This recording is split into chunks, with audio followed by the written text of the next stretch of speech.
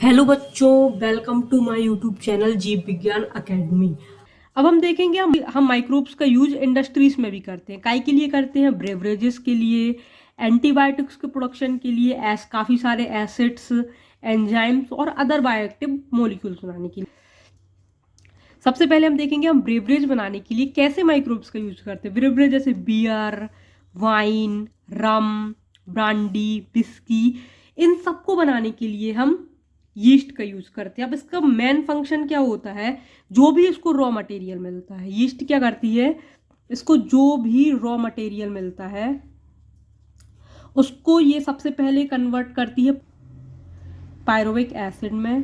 Then pyruvic acid से बना लेती है ये इथेनॉल, जो कि हमें चाहिए। दारू में क्या रहता है? इथेनॉल रहता है, प्लस CO2। CO2 तो हमारी उड़ जाएगी, मेन बचता है इथेनॉल। ठीक है, अब एक एक करके देखते हैं। इन पांचों में डिफरेंस क्या था? सब में अल्कोहल होता है, लेकिन इन सब में जो अल्कोहल का अमाउंट है वो अलग अलग है। किसी में 4 to 8% है, जैसे बियर में अल्कोहल बहुत कम होता है, लगभग 4 to 8% होता है। ठीक है, कोई कोई डिस्टिलेशन से बनाई जाती है, और इनमें सब में रॉ मटेरियल अलग अलग यूज किए जाते हैं। जैसे कि यदि हम वाइन की बात करें तो वाइन हम कैसे बनाते हैं? वाइन हम फ्रूट जूस का फर्मेंटेशन करके बनाते हैं। इसमें 9 to 18% एथेनॉल रहता है या अल्कोहल रहता है। बियर के लिए हम सीरियल ग्रेन जैसे हमारी वीट हो गई, गेहूं, जौ, मक्का, इनका यूज करते हैं। इसमें सबसे कम अल्कोहल होता है, 4 to 8%। विस्की में 30 to 65% एथेनॉल रहता है। इसे भी हम सीरियल ग्रेन से ही बनाते हैं। ब्रांडी को, जो हमारी वाइन है, कहाँ गई ये वाइन का हम डिस्टिलेशन करते हैं, जिससे हमारी ब्रांडी बनती है। जो रम को हम शुगर कैन से बनाते हैं, इसमें 40% एथेनॉल रहती है। अब ये जो बियर और वाइन है, ये तो इसमें हमें नो डिस्टिलेशन की नीड नहीं होती है, नो डिस्टिलेशन, डायरेक्ट बनते हैं। लेकिन ये जो तीन है, इस प्रोसेस के लिए हमें इनका डिस्टिलेशन करना पड़ता है। डिस्टिलेशन, अब डिस्टिलेशन क्या है? जैसे ये है, इसमें वाइन है, लेकिन अब क्योंकि फ्रूट जूस से बनाई है तो उसमें फ्रूट जूस भी होगा, काफ़ी सारी चीज़ होगी। तो हम इसको क्या करेंगे? हीट करेंगे, इतने टेम्परेचर पे हीट करेंगे कि जो हमारा इथेनॉल है वो उड़ जाए। ठीक है, मतलब वेपराइज हो जाए। फिर हम उसे एक दूसरे वैसल में कलेक्ट कर लेंगे और उसको ठंडा कर लेंगे। डिस्टिलेशन की प्रोसेस यही होती है। अब हम देखेंगे कि हम माइक्रोब्स का यूज एंटीबायोटिक्स बनाने में कैसे करते हैं। अब ये एंटीबायोटिक क्या होते हैं? ये कुछ केमिकल कंपाउंड्स होते हैं जो एक माइक्रोब द्वारा दूसरे माइक्रोब को किल करने के लिए प्रोड्यूस किए जाते हैं। अब माइक्रो ऑर्गेनिज्म ऐसा क्यों करते हैं कि उनको दूसरे को किल करना है? जैसे ये एक पेट्री प्लेट है, ठीक है, इसमें एक माइक्रो ऑर्गेनिज्म है, ए मान लो इसको, ये है ए। अब इसी में बी टाइप का माइक्रो ऑर्गेनिज्म भी मान लो ग्रोथ कर रहा है। ठीक है, अब ए चाह रहा है कि बी ग्रोथ ना करे। क्यों? क्योंकि उसको अकेला राज चाहिए, इसमें जितना भी न्यूट्रिशन है उसको पूरा अकेला खाना है। तो ये क्या करेगा? कुछ केमिकल सीक्रेट करेगा, जिससे क्या होगा, जो बी है वो डाई हो जाए, उसकी ग्रोथ ना हो। तो इससे क्या होगा? अब इस पेट्री प्लेट में सिर्फ ए बचेगा। ठीक है, इसमें बी नहीं बचेगा। तो इन जो केमिकल कंपाउंड्स हैं, इन्हीं को हम कहते हैं एंटीबायोटिक्स। आया समझ में? अब जो सबसे फर्स्ट एंटीबायोटिक है, इसकी बुक क्या है? वो है पेनिसिलिन। इसकी डिस्कवरी किसने की थी? इसकी डिस्कवरी की थी अलेक्जेंडर फ्लेमिंग में। ये बाय डिफॉल्ट हो गई थी, एक्सीडेंटली। अलेक्जेंडर फ्लेमिंग क्या कर रहे थे? स्ट्रेप्टोकोकस बैक्टीरिया पे वर्क कर रहे थे। ये स्ट्रेप्टोकोकस बैक्टीरिया है। कुछ अनवॉश्ड प्लेट थी, मान लो ये एक अनवॉश्ड प्लेट है, इसमें गलती से ये पेनिसिलियम आ गए रहे, पेनिसिलियम नोटेटम, जो कि एक फंगस है, इसकी ग्रोथ हो गई। अब जैसे ही इसकी ग्रोथ हुई, इसने क्या किया? उन्होंने देखा कि जहां जहां ये फंगस थी वहां वहां स्ट्रेप्टोकोकस बैक्टीरिया नहीं थे, वो ऐसे काफी दूर थे। मतलब जो जोन था इसका, जहां तक ये केमिकल सीक्रेट कर रहा था, उस एरिया में स्ट्रेप्टोकोकस ग्रो ही नहीं कर पा रहे थे। तो उन्होंने देखा कुछ है ऐसा, फंजाई जो है वो कुछ सीक्रेट कर रही है, जिसके कारण जो स्ट्रेप्टोकोकस है वो ग्रो ही नहीं कर पा रहे। तो इन्होंने एंटीबायोटिक कहा।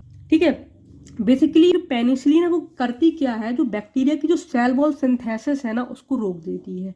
यदि बैक्टीरिया की सेल वॉल सिंथेसिस अच्छे से सेल वॉल सिंथेसाइज नहीं होगी तो वो डाई हो जाएंगे, क्योंकि उसमें फट जाएगी उनकी सेल ऑस्मोसिस के कारण, है ना। अब इसको लेकिन इन्होंने सिर्फ डिस्कवर किया, लेकिन इसको एंटीबायोटिक के फॉर्म में use Ernest Chain and Howard Florey ने किया, और इसके लिए इन्हें 1945 में नोबेल प्राइज भी दिया गया इन तीनों को। इन्होंने क्या किया था, जब वर्ल्ड वॉर 2 हुआ था तो अमेरिका में जो सैनिक थे उनको एक डिसीज हो गई थी, उसके लिए इन्होंने एंटीबायोटिक का यूज किया था, जो कि हमारी पेनिसिलिन थी। अब बैक्टीरिया का यूज हम काफी सारे एसिड्स को बनाने के लिए भी करते हैं, जैसे citric acid, acetic acid, butyric acid, lactic acid. कैसे बनते हैं ये? सिट्रिक एसिड बनाने के लिए हम एक फंजाई का यूज करते हैं, जो कि हमारी एस्परजिलस नाइगर।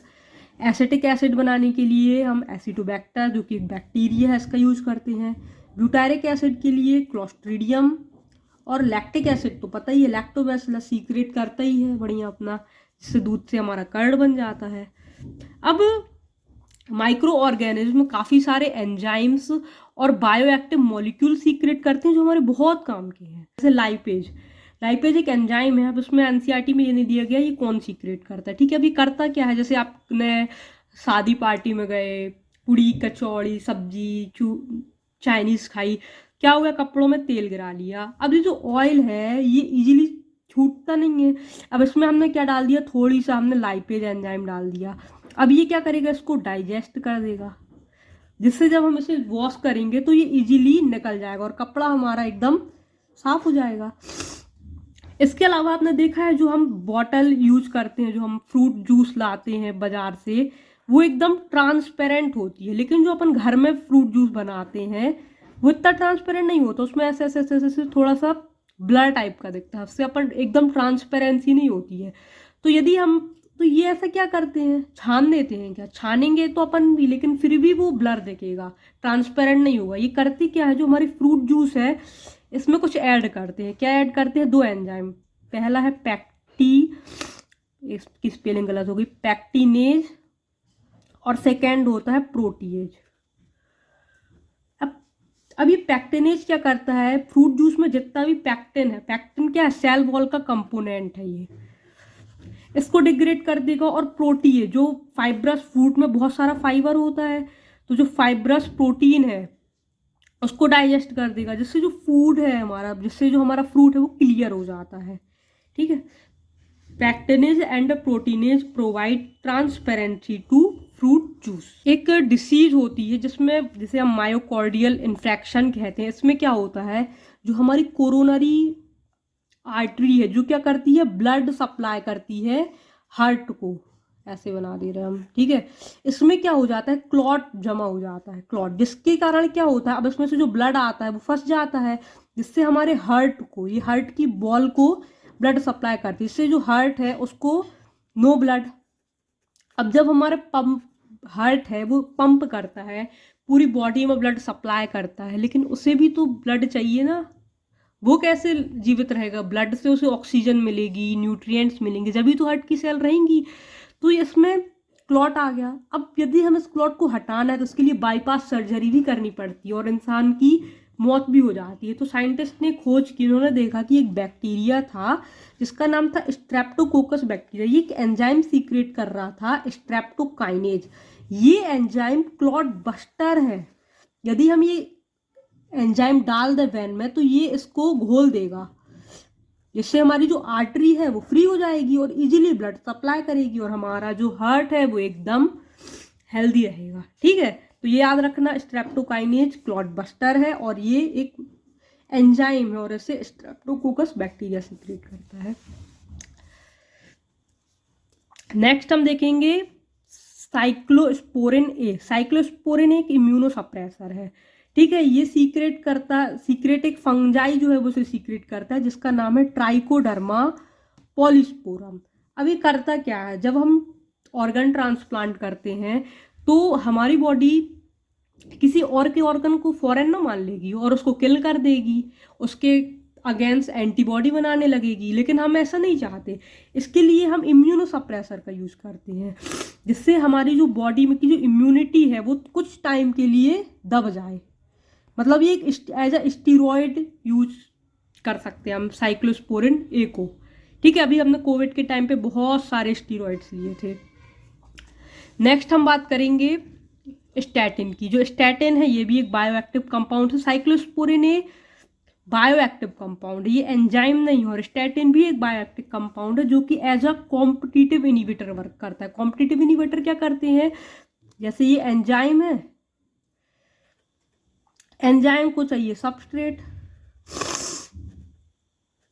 ठीक है। अब ये क्या करते हैं, जैसे ये एंजाइम है तो सबस्ट्रेट तो इसी साइज का होगा, लेकिन ये थोड़ी सी अलग साइज के होते हैं और ऐसे बैठते हैं कि इससे अलग ही नहीं होते। तो एक बार इससे जुड़ गए तो एंजाइम हो गया हमारा इनएक्टिव, फिर वो फंक्शन ही नहीं कर पाएगा।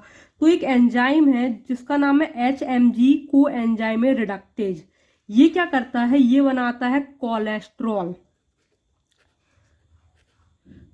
आज के टाइम पे सबसे बड़ी समस्या तो यही है, हमारी आर्टरी में कोलेस्ट्रॉल जमा हो जाता है जिससे ब्लड अच्छे से जिससे ब्लड फ्लो रुक जाता है और इंसान की मौत हो जाती है। तो इसके लिए हम एक कॉम्पिटिटिव इनिबिटर का यूज कर रहे हैं जो कि है स्टैटिन। इससे कौन सीक्रेट करता है, मोनोस्कस परपुरियस, जो कि एक फंगस है, ठीक है। जिससे जो हमारा कोलेस्ट्रॉल है उसका सिंथेसिस ही ना हो। यदि कोलेस्ट्रॉल का सिंथेसिस नहीं होगा तो हमारी जो ब्लड वेसल है उसमें ये यहाँ पे ऐसे जमा हो जाता है, होता जाता है, प्लग बना लेता है, जिससे हमारा जो ब्लड फ्लो है ना वो नहीं हो पाता। तो स्टैटिन का यूज हम as a competitive inhibitor use करते हैं to inhibit the synthesis of cholesterol.